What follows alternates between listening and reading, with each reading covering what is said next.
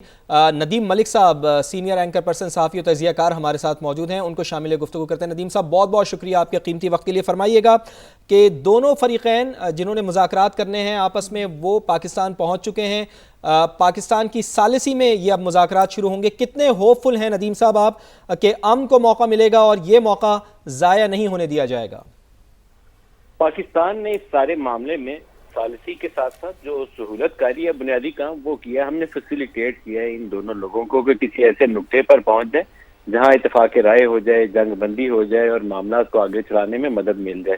तो ये जो दोनों वफूद पाकिस्तान आए हैं, ये पाकिस्तान की उन कोशिशों का नतीजा है जिसमें इन दोनों को कायल किया गया कि अमन को अगर मौका देना है तो यही तरीकाकार है कि आप जंग रोकें और कुछ एक्सेप्टेबल जो रिजनेबल आपके डिमांड्स हैं वो लेकर बैठ जाए मेज के ऊपर, एक दूसरे की सुने, कुछ गुंजाइश पैदा करें और चीज को आगे बढ़ाएं। ये पूरा प्रोसेस तो कंप्लीट होते हुए बहुत लंबा अरसा लगेगा।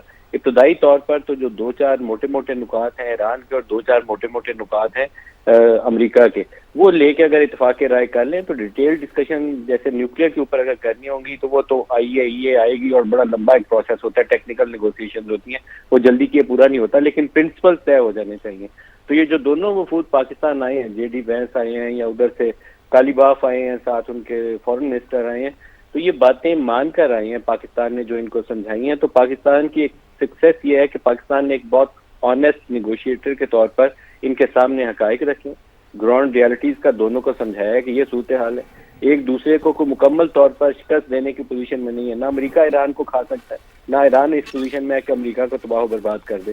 तो एक रिजनेबल अरेंजमेंट के ऊपर इनको आना चाहिए, बजाय इसके कि लड़ते लड़ते एक दूसरे का मजीद नुकसान करते रहे। इलाके के पूरे ममालिक जो है उनका भी नुकसान हो रहा है। तो अब ज्यादा जो कभी इम्कान ये है कि अमरीकी सदर जो पहले तो नेतन्याहू के कहे के ऊपर बहुत ऊंची हवा में थे कि हमने 3-4 रोज के अंदर पूरे ईरान को मलियामेट कर देना, अब उन्होंने जेडी वैंस जो उनकी निस्बत कहा जाता है कि ज्यादा बैलेंस सोच के हामिल है, ट्रंप साहब तो बहुत ही अनप्रिडिक्टेबल आदमी है, तो जेडी वैंस जो है उम्मीद यही की जानी चाहिए कि ईरान के जो हकायक के ऊपर मबनी बातें होंगी उनको सामने रखते हुए किसी मुआहदे की तरफ चलाने की इस पूरे प्रोसेस को कोशिश। जो जो स्टीव विटकॉफ और जॉर्ज कुशनर हैं उनके ऊपर ईरानियों के कुछ तहफ़्फ़ुज़ात थे, ये इसलिए जो लेवल ऑफ टॉक्स है ये बहुत एलिवेट हो गया कि नायब अमरीकी सदर उनको इस मौके के ऊपर अमेरिका से पाकिस्तान भेजा गया क्योंकि ईरान स्टीव विटकॉफ से भी कंफर्टेबल नहीं था और जॉर्ज कुशनर से भी कंफर्टेबल नहीं था।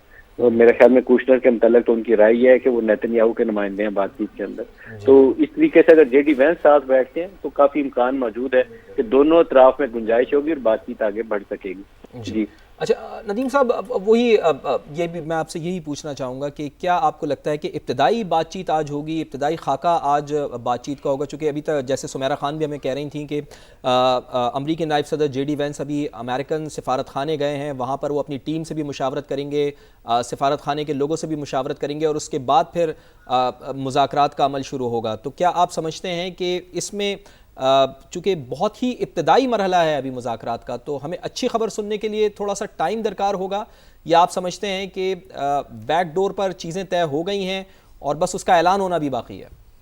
देखिए कि कुछ नुकात के ऊपर तो अमरीकी सदर को जहाज के अंदर भी वो चीजें कन्वे होती रही होंगी जब तक वो यहाँ पहुंचे। एग्जैक्टली। अमरीकी सफारत खाना उनके दुनिया के जो बड़े सफारत खाने हैं ना उनमें से एक है, जो इस्लामाबाद में बहुत बड़ी फैसिलिटी है। इतनी बड़ी फैसिलिटी मेरा नहीं ख्याल है कि किसी और मुल्क के पास इस्लामाबाद में दस्तयाब है जितनी बड़ी हमने अमेरिका को दे रखी है। सिर्फ स्पेस के हवाले से नहीं, उनके जो अफराद यहाँ मौजूद है और उनके जो सिक्योरिटी का भी अमला है, यहाँ मरीन वगैरह भी प्रेजेंस है, वो भी one of the largest in the world है। तो मेरे ख्याल में अमरीकी सदर वहाँ जाएंगे, ताज़ा बाज़ा होंगे, चेंज करेंगे, कुछ ब्रीफिंग अगर लेनी होगी, अपडेट लेना होगा ले लेंगे, लेकिन फिर बातचीत से ये तवक्को तो नहीं रखनी चाहिए कि बटन दबाते ही सारा कुछ हो जाएगा। It will take some time. लेकिन 2-3 बुनियादी नुकते हैं जो मेरे ख्याल में ईरान और अमेरिका के लिए बड़े क्लियर होने चाहिए, बाकी फिर तफसीलात हैं। ईरान का अगर पहले सामने रखें कि ईरान को क्या चाहिए, ईरान चाहता है कि अमेरिका दोबारा 6 महीने के बाद उसके ऊपर हमलावर ना हो जाए, उसकी गारंटी चाहता है, बड़ा क्लियर कट एश्योरेंस चाहता है, ये उसका एक नुकता है। दूसरा जो उसके ऊपर इंटरनेशनल सैंक्शंस है उसकी वो रिमूवल चाहता है, ये उसका दूसरा नुकता है। दोनों जायज मुतालबात हैं, अमेरिका को इसके ऊपर आगे बढ़ना चाहिए। अमेरिका की तरफ आ जाए तो अमेरिका चाहता है कि ईरान के पास न्यूक्लियर वाले मामले के ऊपर हथियार बनाने की सलाहियत ना हो, ईरान इसके ऊपर कंप्रोमाइज करेगा। 99% तो मेरी अंडरस्टैंडिंग यही है कि ईरान इसके ऊपर कंप्रोमाइज करेगा, तो इसके अमेरिका को एक फेस सेविंग मिल जाएगी। वो बताएगा कि मुझे जंग की बजाय वो बातचीत के अमल से मैंने वो सारा कुछ हासिल कर लिया, तो उसको एक रास्ता मिल जाएगा।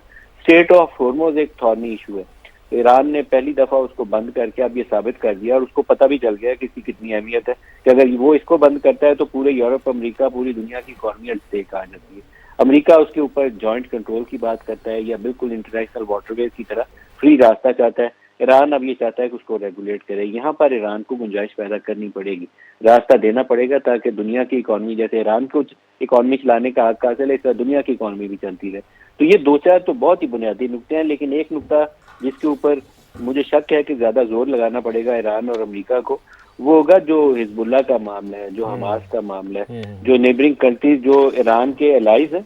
और इस वक्त इसराइल ने जितनी वहाँ खून रेजी की है वो है तो काबिल मजम्मत बात है, लेकिन अब अमेरिका को ही इसराइल के ऊपर दबाव डाल के उसे पीछे हटाना पड़ेगा। वो लेबनान के एक हिस्से के ऊपर कब्जा करके बैठा हुआ है, तो दरियाए लितानी तक का इलाका है, उसके ऊपर उसकी फौजें पहुंची हुई हैं। इसी तरीके से सीरिया का एक इलाका है जिसको वो हड़प करके बैठा हुआ है। तो वो जो ग्रेटर इसराइल वाले उसके अज़ाइम है, उसको रोकने के लिए अमेरिका को अपना रसूख इस्तेमाल करना पड़ेगा। जी। अच्छा अच्छा मलिक साहब, ये भी ज़रा इस चीज़ के ऊपर भी रोशनी डालिएगा कि एक तो जिस तरह आप भी फरमा रहे हैं कि यूरेनियम की अफजूदगी का अमल रोकने पर जोर देगा अमरीका, इसके साथ साथ आबनाए हुर्मुज़ खोलने का मुतालबा भी सामने आएगा, लेकिन क्या इसराइल को बराह रास्त ख़तरा है ईरानी मीज़ाइल से? तो क्या अमेरिका ईरान की मीज़ाइल डेवलपमेंट और वसी दिफाई सलाहियतों को महदूद करने का कह सकता है, यानी मीज़ाइल प्रोग्राम के ऊपर भी उंगली उठा सकता है अमेरिका?